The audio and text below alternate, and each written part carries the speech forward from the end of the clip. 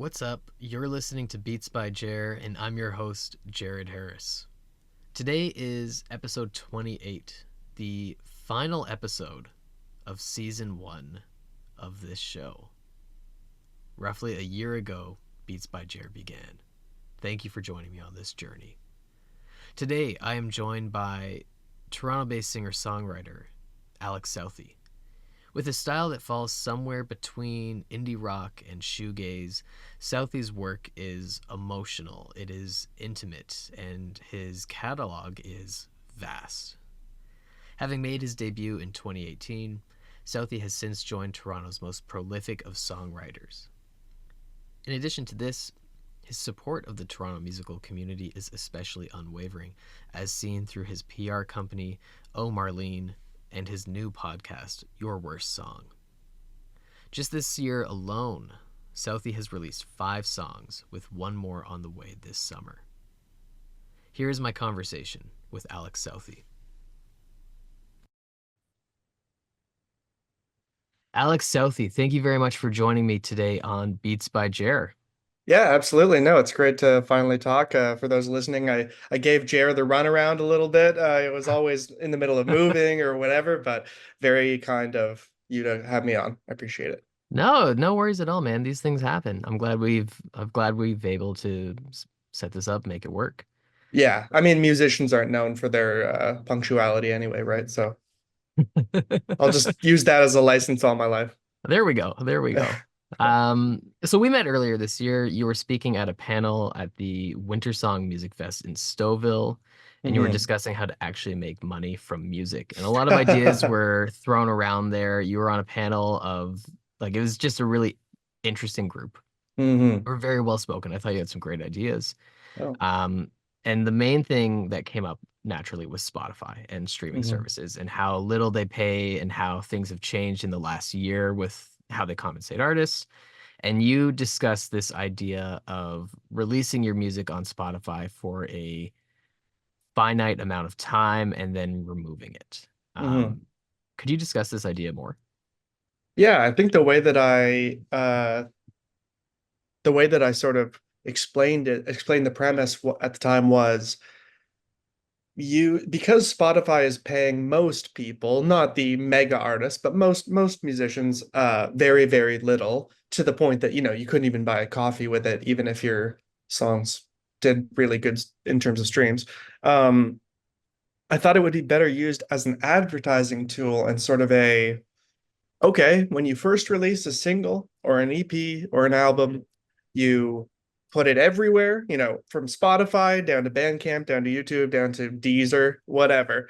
Which I don't even know what that is, but I always see it show up. Um, put it on everything, and then after a while, if you're like me and you have to have some humility about this and just understand you're probably not going to make I almost see it as like a Spotify is like a lottery system where if your single gets onto some playlist, then that's great, and you can earn something once it gets into that algorithm. But for the bottom, let's say 70% of the musicians that are on Spotify, you're probably not in that just because of the numbers. And if that's the case, directing all of your songs to Bandcamp and pulling them off of these big streamers after a certain amount of time, that to me is kind of a way to use it for advertising and use them just like they're using you, I would dare to say. I mean, I like that. Yeah. Um, Now there's a saying that goes around that musicians are just touring t-shirt salespeople. I Um, actually haven't heard it that concisely, but I liked that. I oh, like that a I've heard it lot. a few times. I mean, you're selling tickets, you're selling the merch, right? Yeah, yeah. No, it's people. You mean because the industry has moved on from paying really for Yeah, songs? yeah, Yeah, yeah, yeah, yeah. exactly. Like you could argue that the music has become almost an advertisement for your show, but also for your merch. Um, I'm curious, like if you're talking about using Spotify as a sort of like check me out and then transition that audience to elsewhere, whether that be Bandcamp or your own servers, whatever you're doing.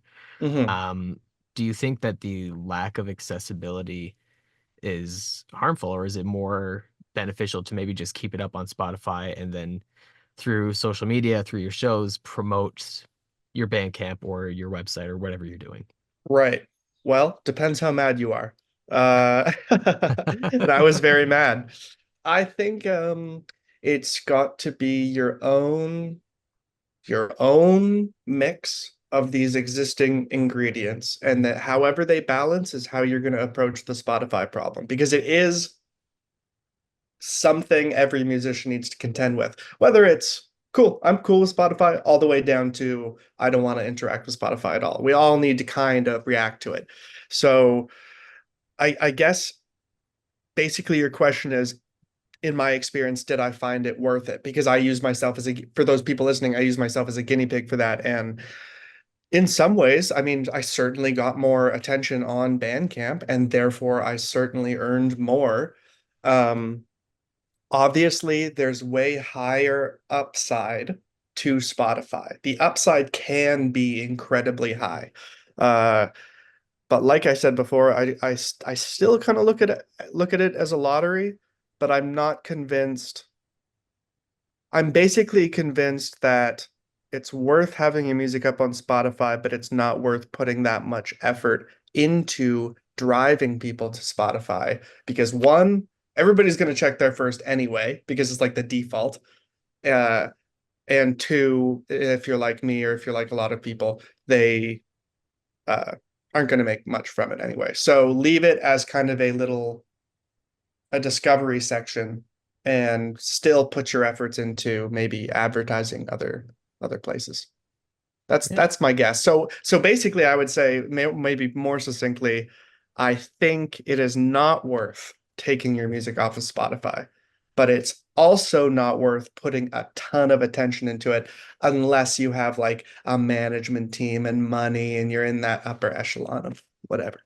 And that comes from someone that has actually done this. And that's what I think I appreciate about this opinion most is that you went out and did it. You know what I mean? Like you did Uh, that's the what thing that's like one of my only positive attributes I can count on, is I'll put my money where my mouth is, because I want to actually believe or not what I'm saying. I want to actually back it up, you know? Yeah, I mean that's what struck me at the Winter Song Conference was that you were talking about you were in the middle of doing I think you said that you had a date already as to what day Yep. you were removing your music. Yep.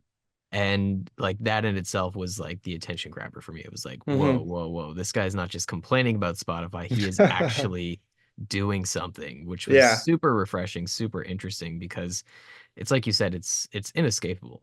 Hmm. And whether you're a consumer or an artist, like you have to kind of play that game.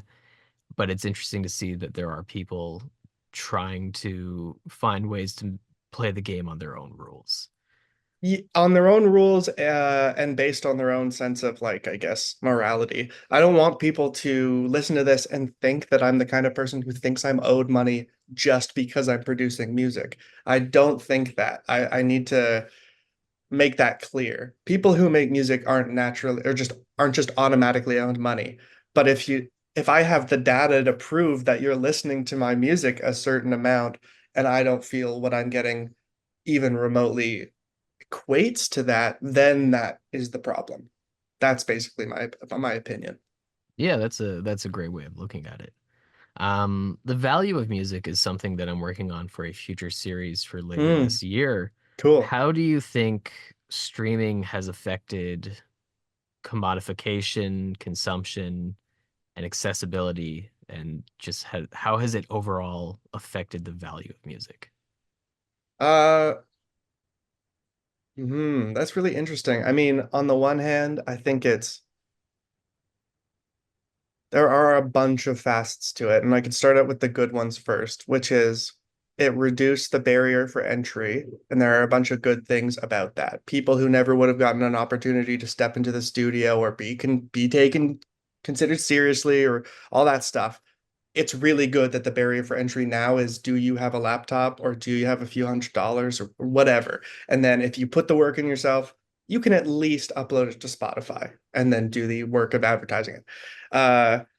So that's a really, really good thing, because more people are getting more opportunities. The bad thing, I guess, is because of the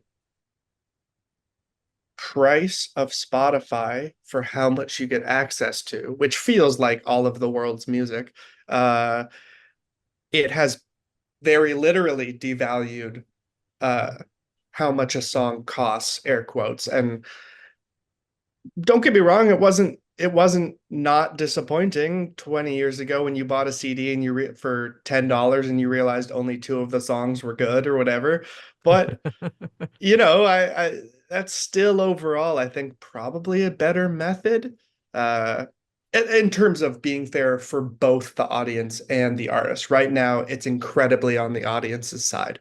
And so, yeah, I do kind of think it's devalued music. I also think playlisting has devalued albums and putting real effort into laying them out. Playlisting, again, there are positives. You're going to get noticed by people that you never would have if you get onto one of these bigger playlists.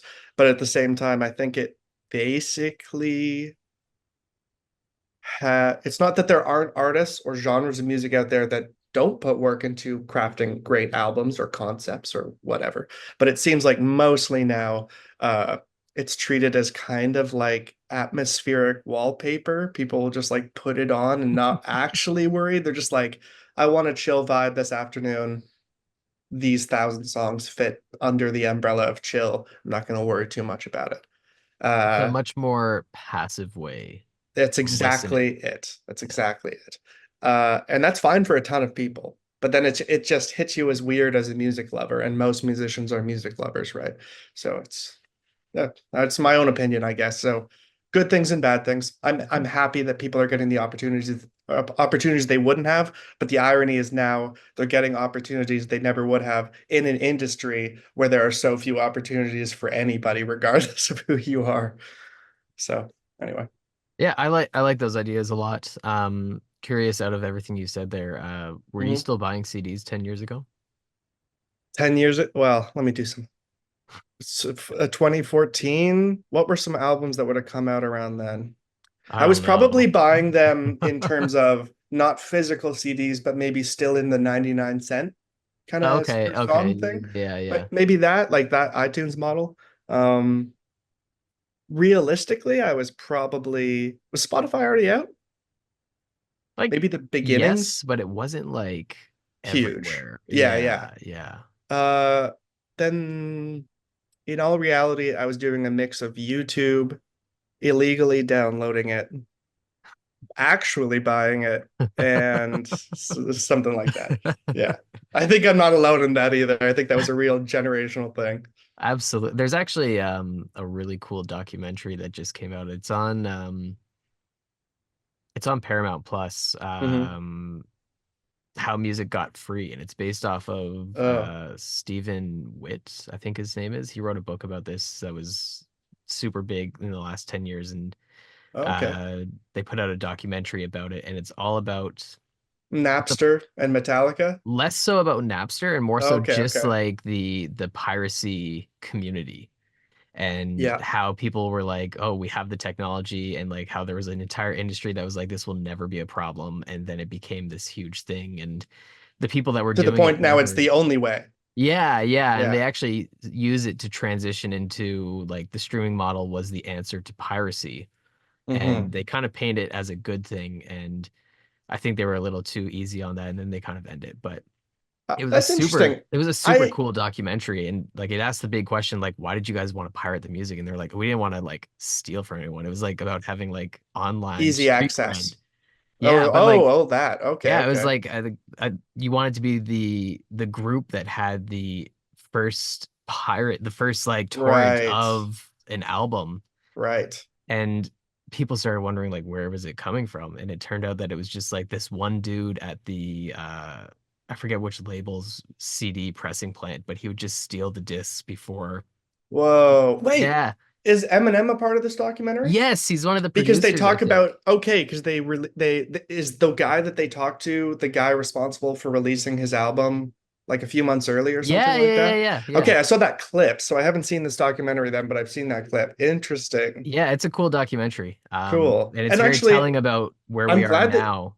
Well, I'm glad that you brought up that premise for the documentary that Spotify was the answer to streaming because I'm not going to illegally streaming. And because I'm not going to sit here and say I have a better answer because that would have Oh, continued of course, of and I was course. guilty of it. So if you only frame it from what's a good response to illegal streaming, Spotify is a good answer in that model. I understand it. But if you have a Mm-hmm. longer memory and remember how before that people used to pay, which I think again just was fair for both parties, then it's basically how long is your memory? How Oh, far yeah, back yeah, does yeah, it yeah, go? yeah. How old are you? Uh, yeah, that too.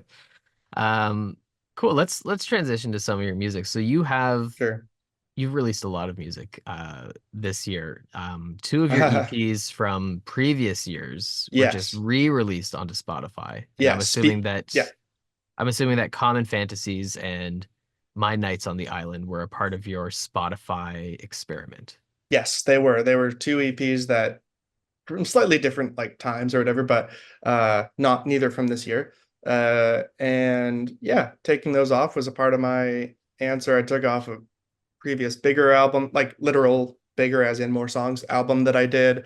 I basically took off everything and then began from scratch with just the newer singles I was releasing to see if that would be interesting.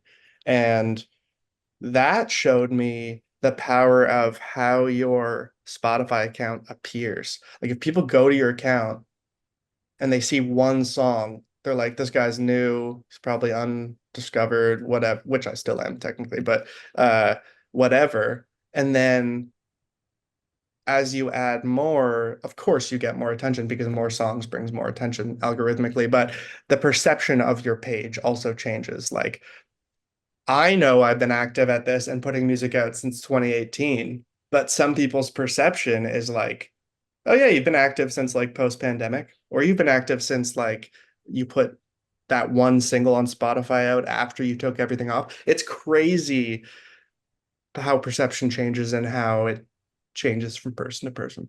For sure, I actually thought this was you've been active since 2021, as that's the date on the earliest release here. But There you go. There you I go. mean, yeah, it definitely has a more established ring to it. You know what I mean? Yeah, and I think too prior to that, it's a balance, and this is such a frustrating thing, but I also get it when you're looking at it from the audience side. So before that, I had three albums up, like maybe three EPs and a bunch of singles. And then people come to your Spotify and go, he's got all this shit. He's been active since 2018. Why don't I know him? And it's actually a negative having so much up there because it's almost like I can imagine they see it as like a ERA in a baseball or something. It's like or a batting average or something. It's like, well, I see all this stuff up here and I haven't heard of you, so There's what's the no deal? home run. Yeah. No, there's Okay. no home run. Interesting. It's better to have this weird mix of like maybe you've got two EPs and one single or something like that. I don't know what the balance is, but it does affect things. I mean, I think that speaks to what you're saying about playlisting because if you're like a true music lover, if you're an artist and you discover someone new and you go Who to you their really page, like. yeah, you go to their page and you're like, oh my gosh, there's albums and EPs and singles for me to listen to. That's so fantastic. There's so much, there's a wealth. Theoretic to sink your teeth into. Yeah, Theoretically, you yeah, love it's that. Yeah. exciting. You discover a new artist, you're like, what, like, it's my least favorite thing when I discover a new artist. And it's like, oh, there's two singles. Like, I have to wait. You know what I mean? Like, Exactly. okay.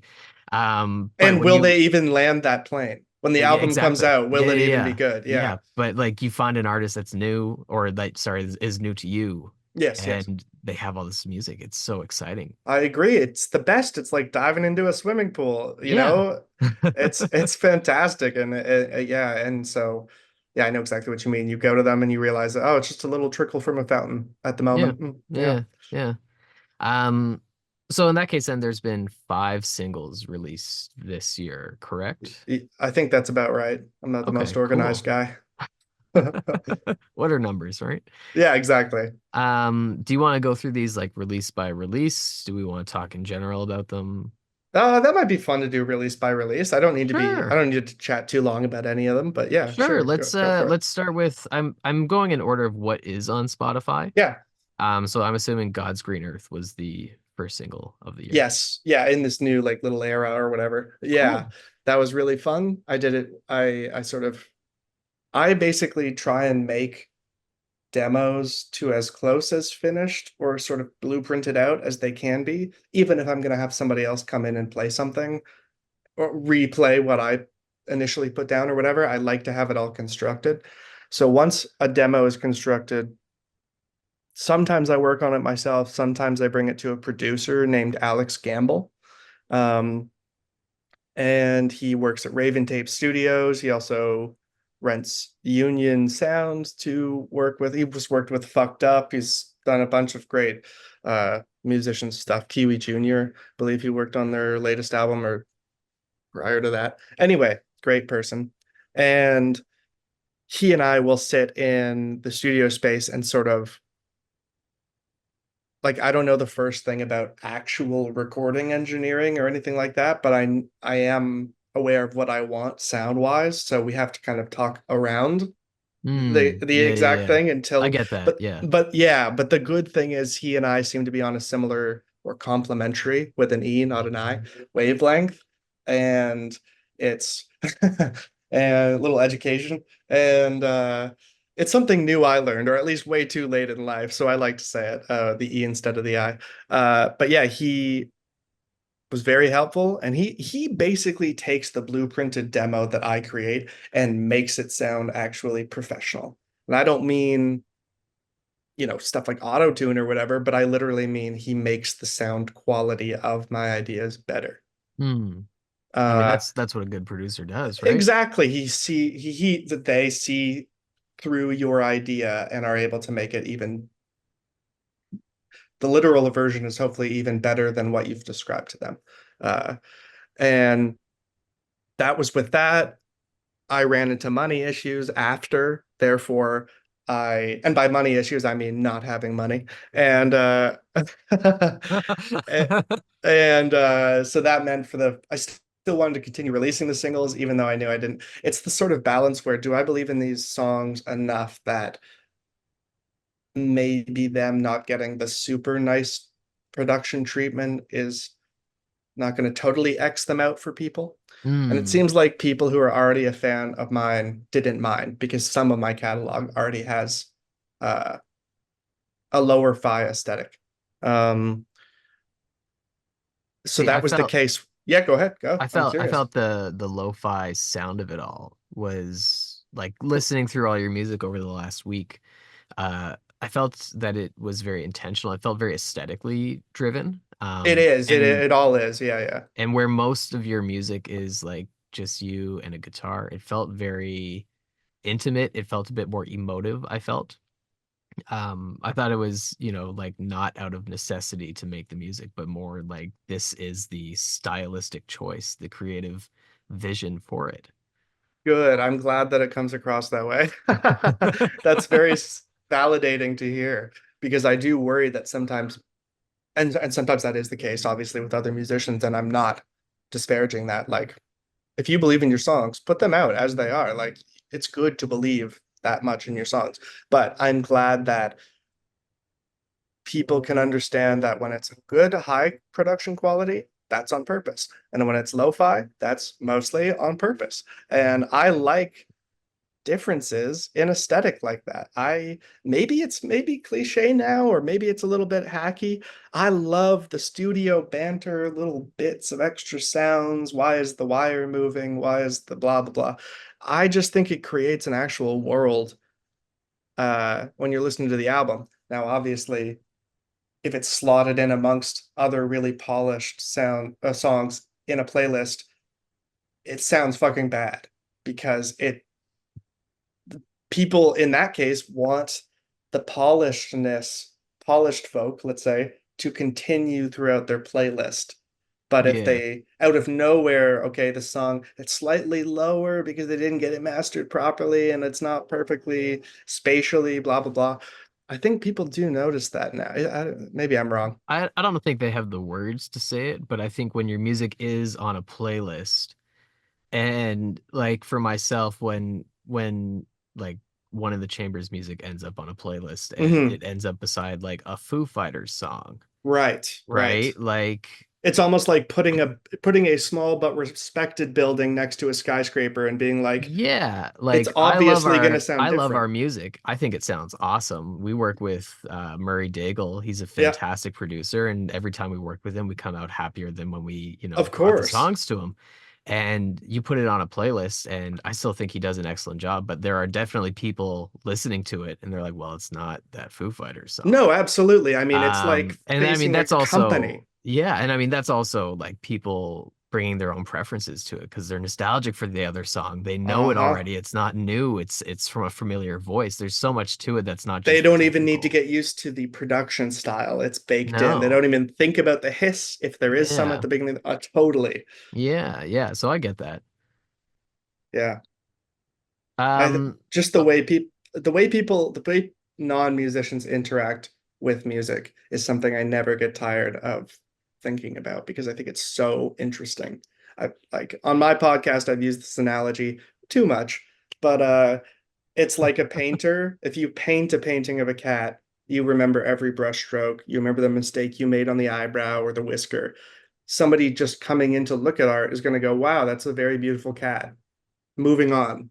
And that's how mm, people are with songs. They go, that was a great rock song. Not the hi-hat is a little tinny, other than if unless you're Metallica or something, you yeah. know? Yeah. Unless it's Yeah. so tinny that it's a Yeah. talking point. Exactly.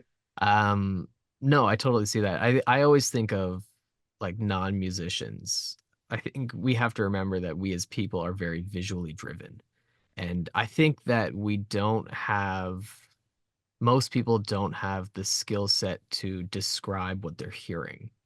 Very good point. So we hear things and we think that's great and we move on. We hear things and we think, I didn't like that. We move on. We don't think why or, you know what I mean? Like there's so many Yes, things that are absolutely. running in there, whether it's like what you're hearing in the technical things in your ear or whether it's your own feelings about it.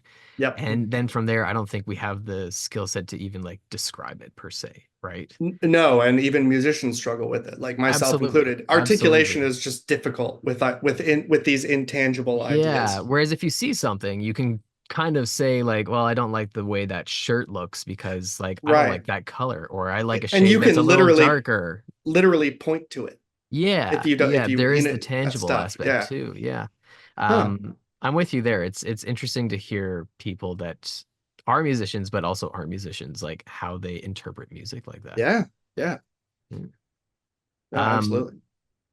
so your second single this year, Crescent Moon Tattoo. Yes. What can you Crescent tell me Moon about Tattoo. that one?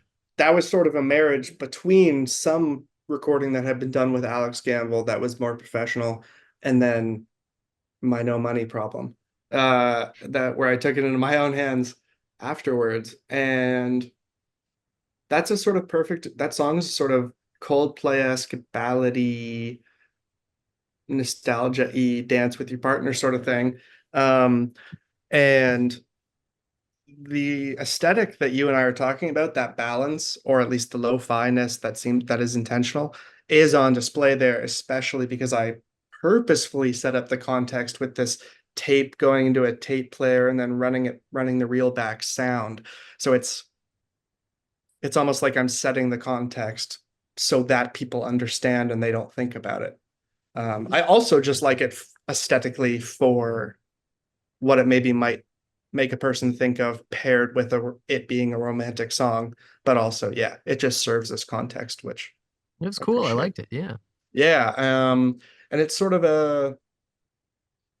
it's a mixture of a bunch of people I've played with coming together. It's the irony is it sounds very beautiful and it's sort of ornate in parts. It's four chords the entire song. They never change. But the way the melody flows, it sort of still creates this.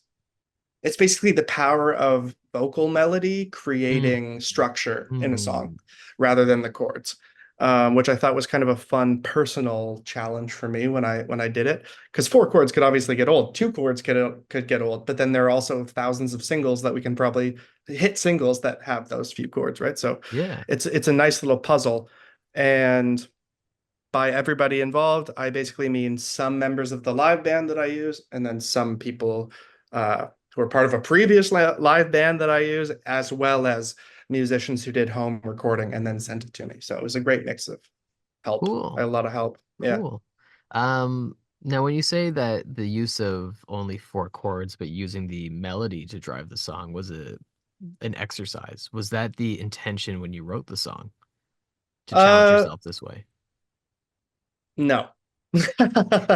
uh, I came up with the main melody, which is now, if somebody goes to listen to the song, it's the vocal melody in the chorus. Um, as well as, actually, this is what happened. I came up with the four chords that happened throughout the entire song. And at the time, I had a looper pedal and a pedal board set up just in my room. So I'd pick up my guitar and immediately do that and play with it. And as I was doing that, I came up with a vocal melody. But before I put any words to it, I figured out how to play that vocal melody high up on the guitar so it sounded like a lead musical, like instrument melody. And that's what serves as the intro song or as the little intro guitar lick before the song really begins on the studio version.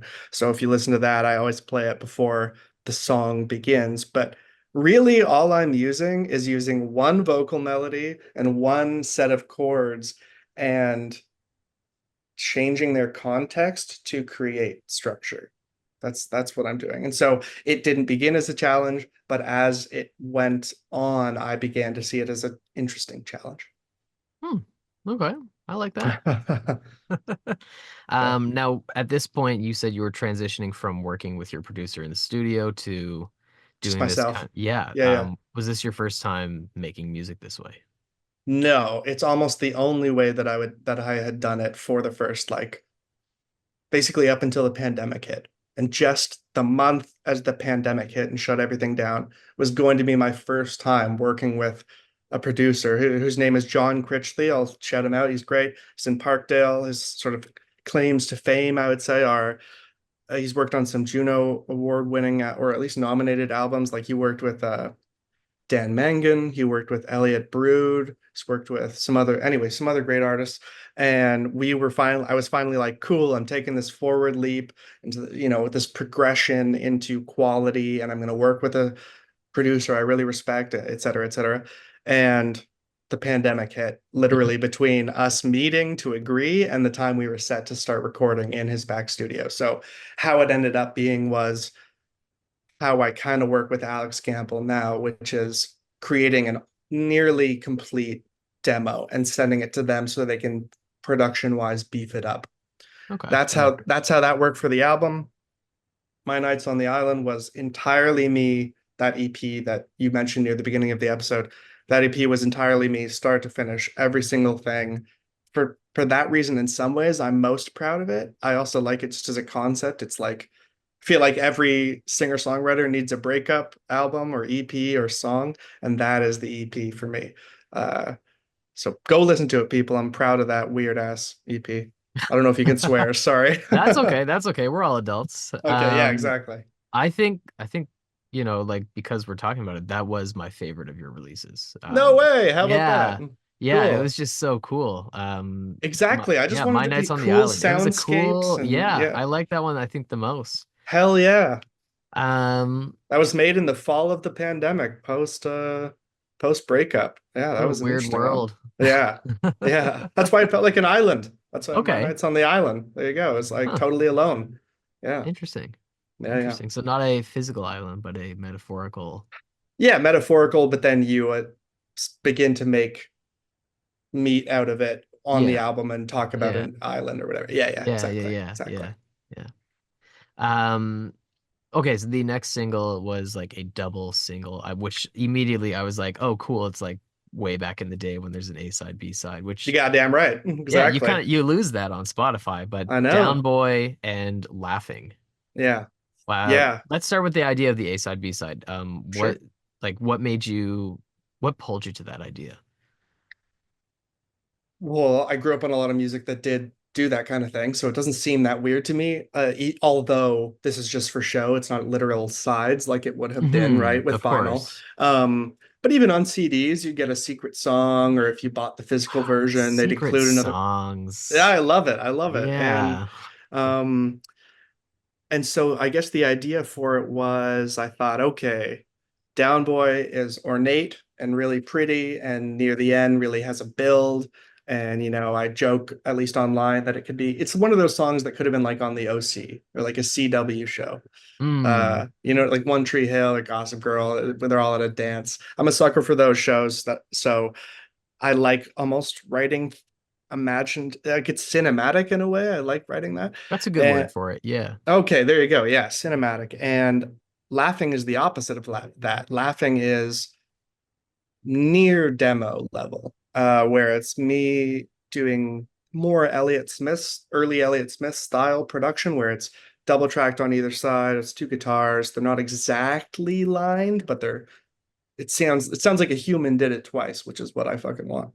And there's a tiny little additional, like, I don't even remember what it was. I think it was a harp, but I put an effect on it with a ton of not just reverb effect, but like a ton of delay. So it ends up sounding like this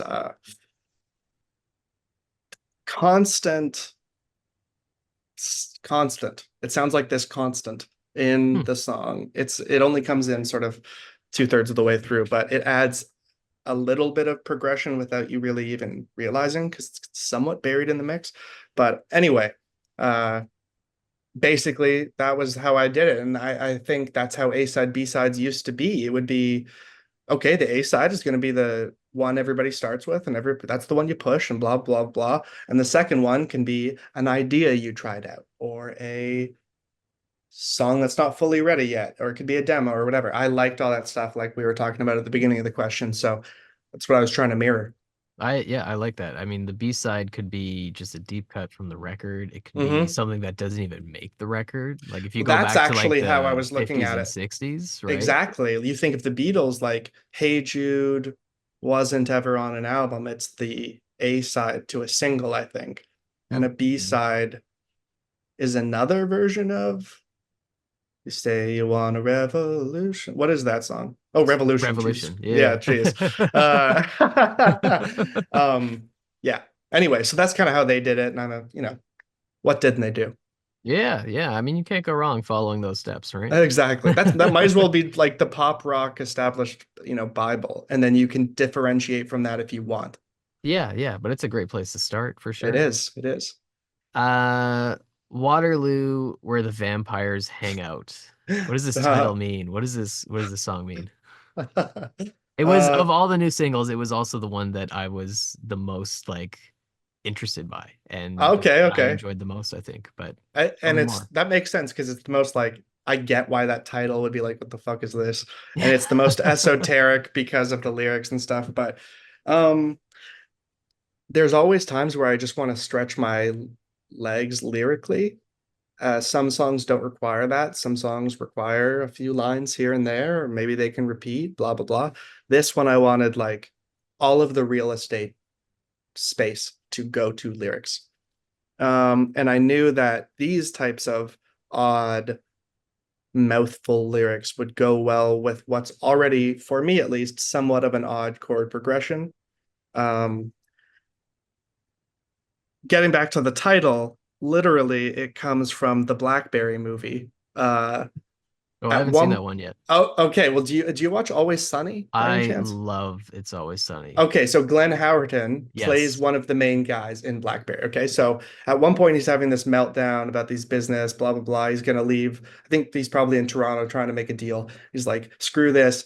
I'm gonna go back to Waterloo where the vampires hang out. He actually says that line. I thought, wow, That's a cool line. what a Yeah. line. Yeah, exactly. And I just snagged that immediately because I knew I already wanted to write about some other GTA places that aren't Toronto.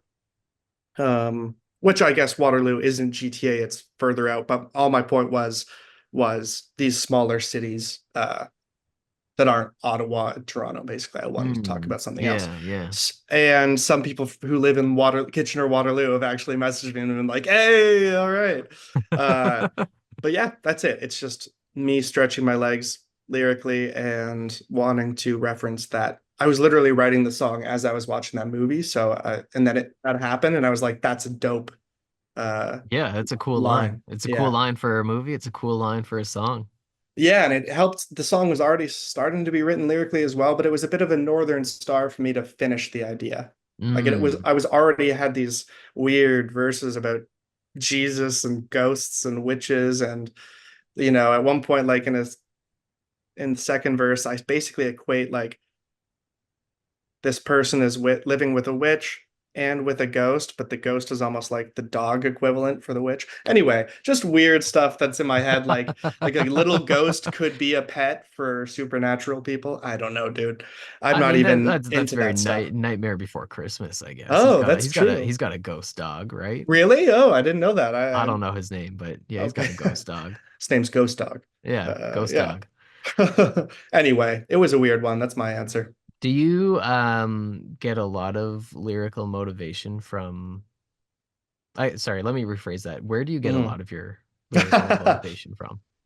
Um, I love taking what sounds like conversational phrases and using them in song lyrics because I don't think they're used that often. I like I'm trying to think of an example, but I just like to write the way people speak and then, oh, these happen to rhyme, or oh, like Bob Dylan is really good at that, for example. And Okay, I think I see what you mean. Yeah. yeah, I don't want it's like the opposite of having someone read them and think, wow, these rhyme really well. I almost want them to read them and be like, this is more like it seems almost unintentional it rhymed and it happens to rhyme. I don't know how to describe it, but where do I get my lyrical motivation? Everywhere. I just like regular phrasing. I like seeing stuff on TV. A big influence when I was a kid was learning that John Lennon didn't just come up with the phrase happiness is a warm gun. He saw it on the cover of I think a Revolver magazine, like a gun magazine that was Oh, popular at the time. cool. I didn't Yeah, know that. he didn't come up with that. He saw that and basically was like, that's a great phrase. Let's Yeah. see what that Yeah. inspires. And it made that crazy song, which is an excellent song.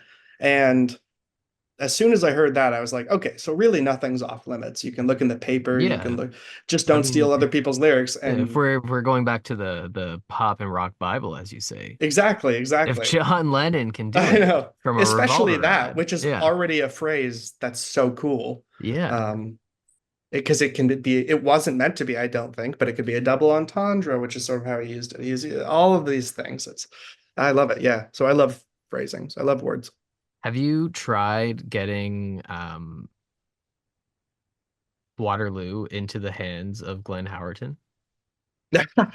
No, I haven't actually. No, no. Huh? Could make a meme out of it, like a remix. Yeah, I don't know. I don't know. Yeah, I that feel would be like fun. it would be, yeah. Maybe if your worst song podcast becomes more popular, then that's sort of because it's also partially some comedic. Maybe that's also a way I could Hmm. approach. Yeah. Anyway, Uh, you're right. so your most recent single came out a little over a month ago. Hmm. Entertainers Bring May Flowers. Hmm. How did this one go? The irony of me saying "Don't steal other people's lyrics" and then the title of that song being somebody else's lyric. Don't worry about it, people. Uh, So it's from Exile in Guyville. But for the record, I write this on the Bandcamp breakdown and everything. I'm joking about stealing. It's literally an homage. It is the correct use of the word homage. Um, I mean, I think it was Stravinsky or it was uh, Coltrane that said something like great musicians write, but better musicians steal. yeah, yeah, I've One heard of them something said like something that. like that. I don't know if Yeah. that's true or if that's one of those like internet urban legends that Right. some musicians started as they stole something. You know what I mean? It's like, no, no, no, it was a thing. Don't worry. Yeah, And it just exactly. got passed down the line. Yeah, exactly. It was actually like Vanilla Ice that came up with the line and just attributing it like that. Um, So yeah, Yeah, I've Exile in heard that. Guyville is Exile in the first. Guyville is, I think, Liz Phair's Yeah. first Yeah. album. For those who don't know Liz Phair and aren't rock fans, most of you will know her "Why Can't I" single, which was like probably in every rom-com trailer in the early 2000s. It's a great song, but it's just not representative of Exile in Guyville. But there's a line on one of the songs called "Dance of the Seven Veils," if I'm not mistaken, on Exile in Guyville. And the line is at the end of the chorus, and she says, "Entertainers bring May flowers," after a bunch of other equally weird phrasings that I love that I can't say because it includes the C word. We can use a lot of swear words probably here, but probably not that one. I Unless mean, we were like, I don't know. I don't think it's been used on this one yet, but you could be the first. cunt. There you go. Okay, well, anyway, it's a literal quote by a woman. I'm not calling anybody that at all or using it out of frustration. It is in the line. Alex Southey is a gentleman. He is purely citing his sources, everyone. I am, and everybody go listen to that song. It's amazing. Her Liz Phair's lyrics are amazing. And speaking of that, I just liked the idea of everybody knows April showers bring May flowers.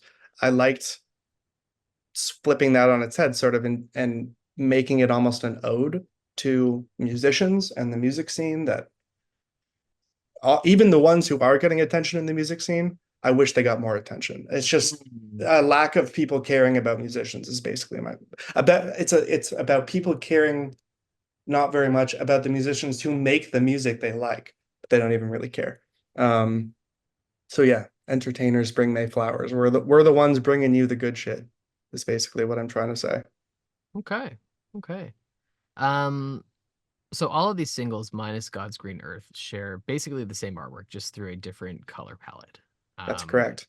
is this kind of the lead up to an album, or is this just like a series of songs that were kind of written together? You're releasing as singles and you want them to have that visual connection. Can we hear? E Is there more on the way? Yep, there's one more on the way that'll be at the end of this month. I'm not sure when this episode is coming out, but I'm planning for it to be like last few days of July kind of thing. Cool. I'm planning Uh, for this to drop on Monday, so oh, yeah, quick okay, perfect. turnaround. Yeah. Perfect. Yeah, all you have to do is edit out the C word. No, I wasn't gonna, but I'm completely kidding. It's just a callback. Just a C back. Uh, Uh, what was I trying to say here? Oh yeah, so I have one more single to release. Want to shout out to my mom, who is the one who did the original album artwork that I'm now manipulating with all of those color schemes. Oh, She's the one who cool. she painted that. Yeah. She's a painter. My dad can paint as well. Did Uh, they paint the paintings that are yes, behind you? yes. Oh, We're those are doing a nice. video call, and yeah, yeah, Yeah. yeah. I have some. Yeah, I've got I've been looking at them the whole time. Can you see the bigger one as well over A on the little bit. channel? Yeah, yeah, yeah. Yeah, yeah, yeah. No, Yeah. it's I love them. Yeah. Oh, it's so Uh, cool.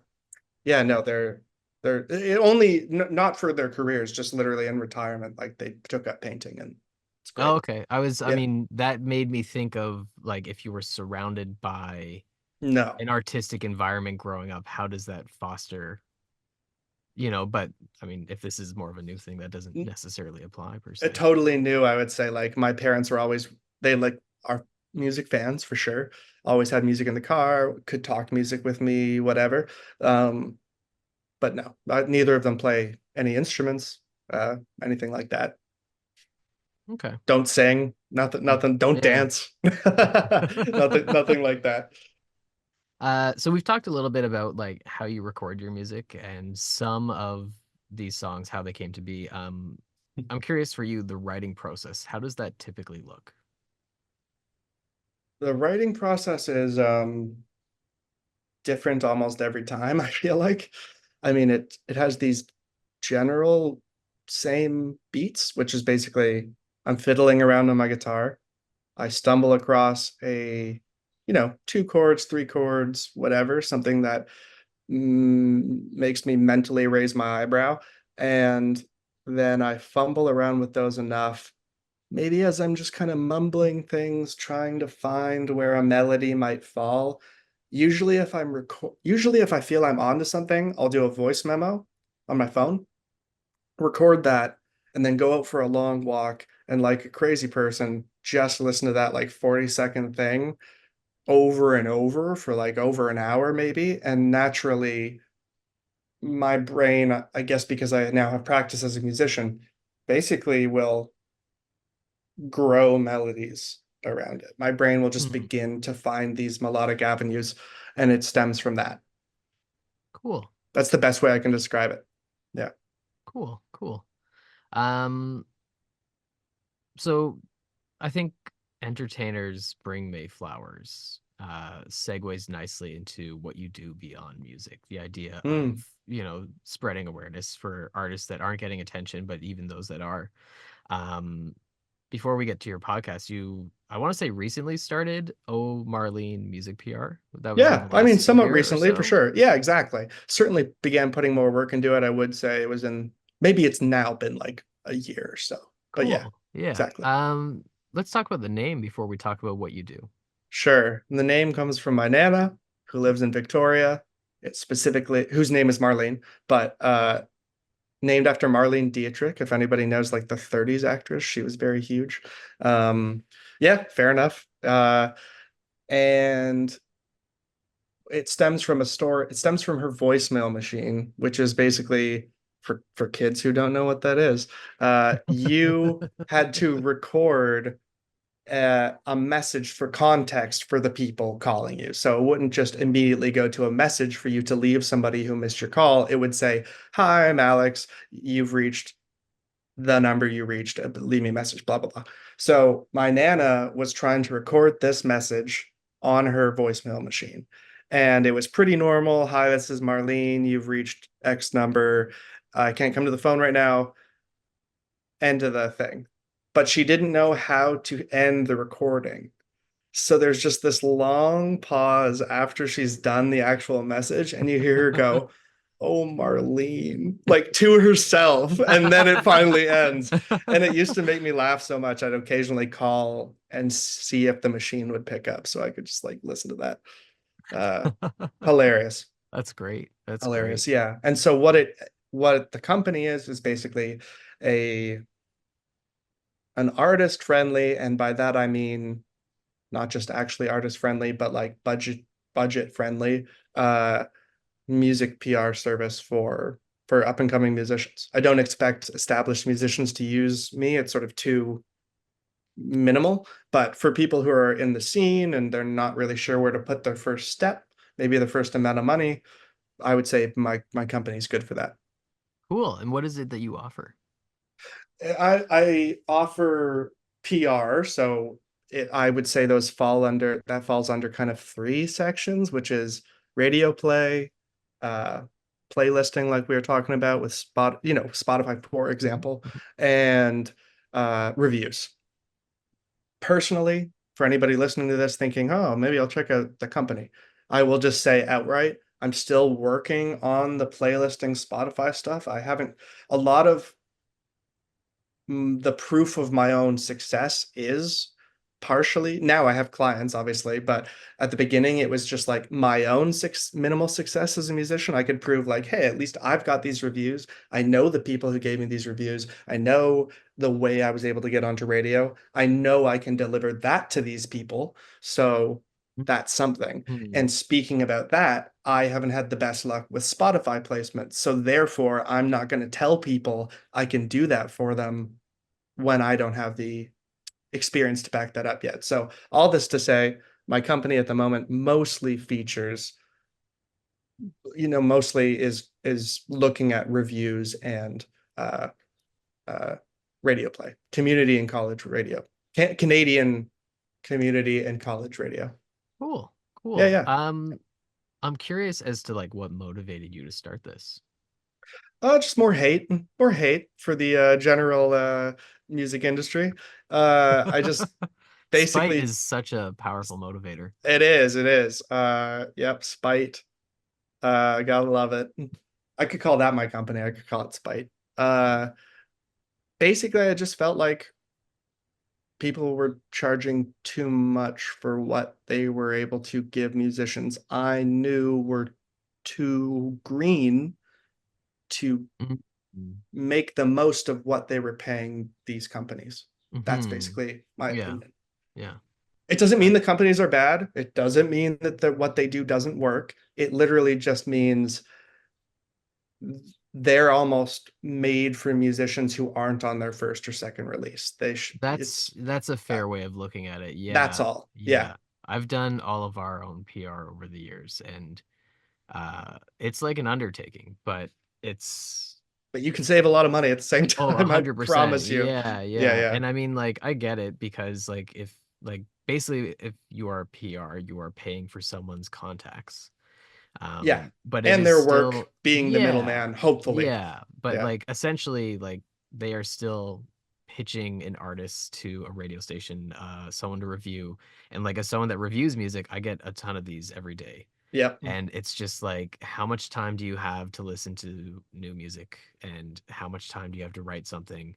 Hmm. And how much are you going to prioritize the artist you've never heard of versus like something comes in your inbox and it's like, whoa, that's so cool. Like the new, I don't know, like whatever album, right? Yeah. Some artists that we And already know. So they don't need, you don't need, yeah, your brain doesn't need to do the work of creating a new yeah. thing. Like Yeah. so Yeah. I totally get it, right? It's not Yeah. that these companies are bad per se. It's just that there's a very human aspect to PR that I think a lot of artists forget about. And when you are a still very developing artist, like it is challenging.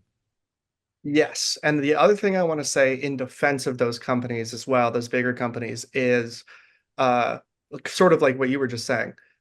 You get access to their contacts and you get access to their hard work and the way they make their cold emails, and that's all really good and definitely great. Hmm. But it's like you can only lead a horse to water, you can't make it drink. And that's sort of, Yeah. you're hiring the best person able to bring a horse to water, but the best person still cannot force the horse to drink. And that's what Yeah. it's like with Yeah. getting people interested. You could literally use, like, what's a big, is it like in Canada, like Kill Beat is a really popular big Kill Beat. Trying to think of other ones. Take Aim. I'm not sure if they're Canadian, but I think they are. These are bigger ones that will work with artists that you regularly hear on the radio. Uh, and they make sense for those artists because the people who the contacts they're going to are going to be interested as well. Whereas it's sort of like what Hmm. you and I are talking about. If they're a smaller artist, they don't have the sort of background that everybody is familiar with, then yeah, I don't know. It's almost like you just got your learner's permit, but somebody gives you like a Lamborghini. You know what? To start with like a minivan or start with a little Beetle or something. Yeah. Yeah. Yeah. You're good with the analogies. It's one of my few skills.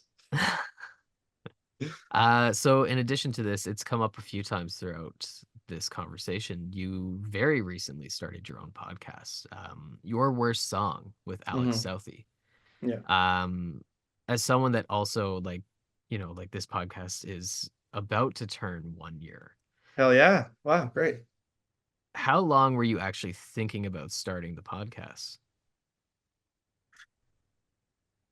Like 8 hours before I released the first episode. Wow. Yeah, probably that. Actually, Yes, actually. that is incredible. I Wow. was like in Good a for you. borderline, and I know this maybe isn't the best thing to joke about because people really do struggle with it, and maybe me too, and I'm not quite sure, and I haven't had an actual thing. But I swear I was in kind of like a creative manic phase where I was like, I literally created all of the fake ads, created the intro song, I did the first interview within the hours of thinking of the idea. Uh, Wow. and I just thought, this is a decent enough idea that I would listen to, that I want to jump on it before somebody else gets to this idea, basically. Good Uh, for you. It it took was just me, that. I think I rewrote my first episode like 8 times, and I think I Oh, really? recorded, yeah, I think I recorded it like 6 times. I sent it out to a couple friends, like, and before even writing, I think I thought about it for like a year. We are very different creative Yes. types. Yeah. So it's mine sort of like burn bright and then I need a break for a long time. And then it Wow. sounds like you can do consistency, which is really, really Well, good. I struggle with that. You know what? I talked to a couple of podcasters before starting it, and I was like, I'm gonna do every week, and they're all like, maybe like you should just ease into it. And you know what? There was a month or two where I just had to stop because between work and Sure. being a musician, and like it was too much. And now I do every other week. Right. Okay. I gotcha. Every other Yeah, week. That's probably yeah. solid. But Yeah. okay. Why the concept of your worst song? It's great to be proud of your music. And you do talk about that in the interview too, but if you come on. But the reason you're worse, I mean, first of all, everybody likes to hear a roast, Yeah. especially but the thing is, if it was a podcast with just me and I chose a new song every week and I was like, listen to why this song is garbage, it would be so mean-spirited and so awful. I thought it Unless you do it was right. Like, do you remember that show on MTV where they I used to roast absolutely music remember. videos and they had Yes. like comedians and they would just Deborah roast? Giovanni or something was one of them. She was a female I comedian and don't know if I remember any of their I names. still remember some of them. I loved that show because I love comedy and music. So, you're Music right. videos on trial or something like that. Yeah, yeah, Yes. yeah. Video on trial. Yes. Oh my God, that just scratched an itch. Wow, that's crazy. I think I I know what should we're try and both get one doing of after this them. episode is done. Hell yeah, exactly. I'm gonna look up clips about that because it would be back in the day of like I bet they were making fun of American Idiot. I bet it was like 20 years ago. Oh, it was probably early 2000s, I think. Yeah, So yeah. exactly. Yeah. Wow. Wow. I haven't heard Yeah. of that. But you're right. So there is a good way to do it, but I don't know if I could have done it. That's So, fair. That's fair. and also I really like everybody likes a self-deprecating, humble person. And this is Hmm. basically an opportunity for a person to do that, as far as I'm concerned. Um, and third, but sort of related to that, there's already a stereotype about a lot of artists that they're self-serious. And this is a really good way of showing that you're not overly Yeah, serious. most of us aren't. I would say most of us aren't, but the Yeah. stereotype is they are because it's like artists, you're maybe uh maybe like emotionally all over the board, maybe you're there are a lot of stereotypes that come with being an artist in general or a musician. And so basically, yeah, I just felt like this would be a laugh as well, which it sounds like people interviewed seem to have a lot of fun. Can I ask Um, you what yeah. your worst song is? I've been thinking about that. I don't know what my answer would be. I think it would probably be something on my that full album, which is only available on my Bandcamp in this case. And it's called You're Not Just a Body to Me, but it has nothing to do with relationships in terms of like you might imagine maybe that's about a partner taking another partner for granted or something like that. It's not that. It's taking yourself and your own life for granted and thinking about yourself. This is not just what you and I are in right now is not just a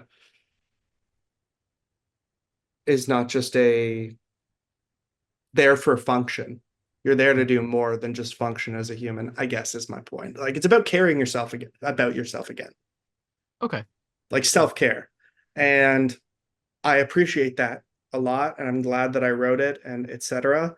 But there's a bit of a there can be a bit of a cheesiness that creeps in once you're past the in the self-help, self-love phase that is hard to plan for when you're inside of it because you're speaking usually so earnestly when you're speaking Mhm. about emotions. And earnestness is really close to cheesiness, That's fair. Yeah, yeah. or can be, uh, especially in creativity. Like think about comedy, right? Like Yeah. cheesiness Yeah. is anti-comedy almost.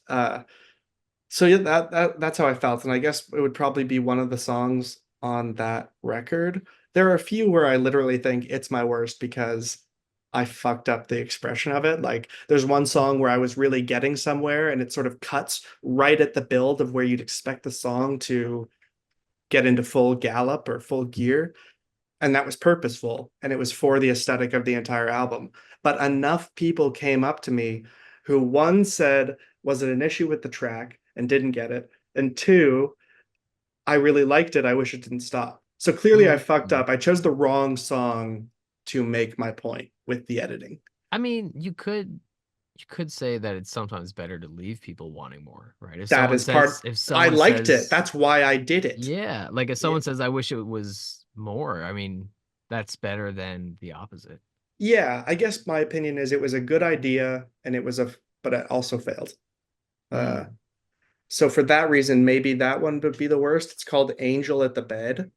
Um, Another one might be just the song representation of what I was just talking about self-love and self-help with the album.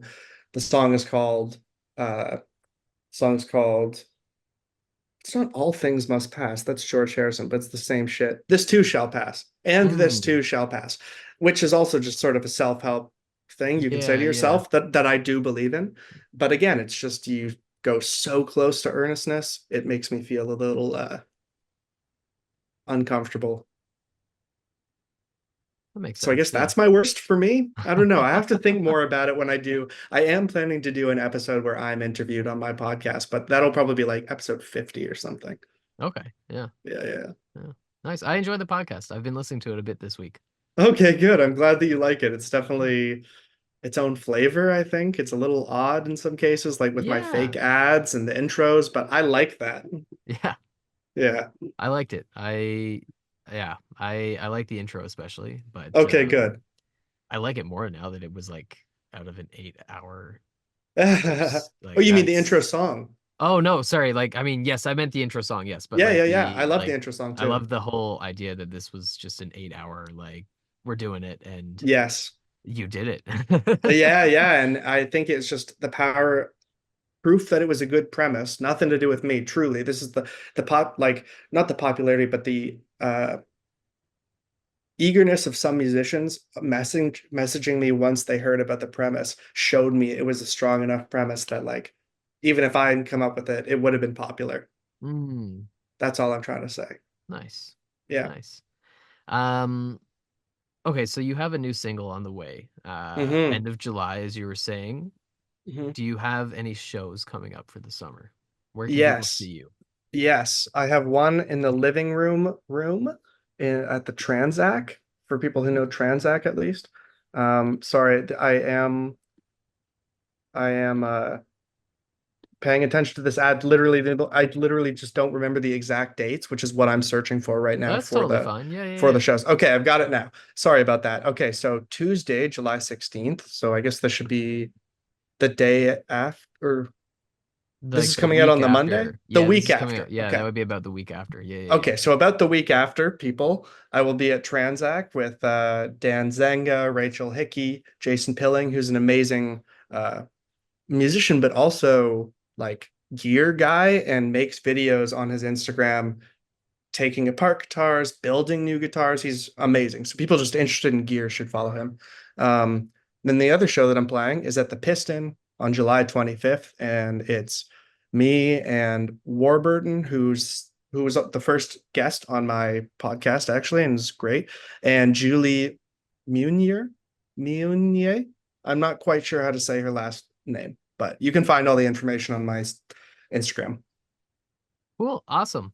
And as we come to a close, the question I like to end with, what are your three desert island records? Oh, I love this. Can I tell you something?